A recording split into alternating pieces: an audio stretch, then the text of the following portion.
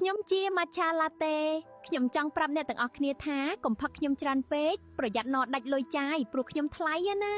ខ្ញុំគឺកាហ្វេ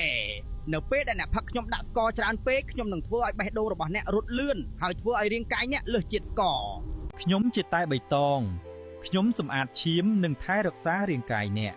ខ្ញុំធ្វើឲ្យអ្នកស្រស់ស្រាយនិងមានកម្លាំង ហេខ្ញុំបេះដូងយ៉ាមិនមែនម៉ាស៊ីនទេអ្នកខ្ញុំអំបិលផឹកស្រាហើយមិនដេករាល់យប់ឈាមបុកខ្ញុំដូចសង្គ្រាមតើអ្នកស្រឡាញ់ខ្ញុំបន្តិចបានទេ ខ្ញុំជាមីខ្ញុំមានជាតិប្រៃនិងគីមីច្រើនណាស់ខ្ញុំនឹងធ្វើឲ្យក្រពះអ្នកពិបាកកិននិងហើមពុះខ្ញុំជាស្ករគ្រាប់ខ្ញុំធ្វើឲ្យធ្មេញរបស់អ្នករលួយបង្កើតរន្ធធ្មេញនិងឈឺចាប់ញ៉ាំខ្ញុំច្រើនពេកធ្មេញអ្នកនឹងខូចទាំងអស់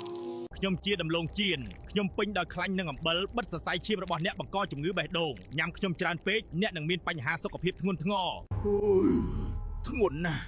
ថ្ងៃនេះញ៉ាំបាយឆានិងសាច់ជាប់ខ្លាញ់ទៀតហើយមើលខ្លួនខ្ញុំមើលឡើងពណ៌លឿងហើយ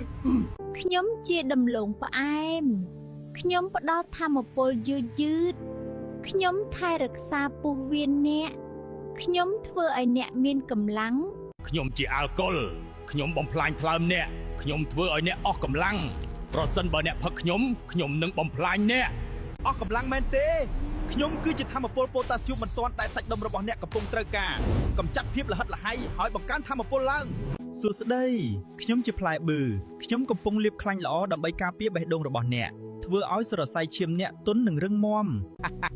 ខ្ញុំជាបារីខ្ញុំនឹងដុតសួររបស់អ្នកឲ្យខ្មៅហើយធ្វើឲ្យអ្នកពិបាកដកដង្ហើមតោះជក់ខ្ញុំទៀតមកខ្ញុំចូលចិត្តបំផ្លាញអ្នក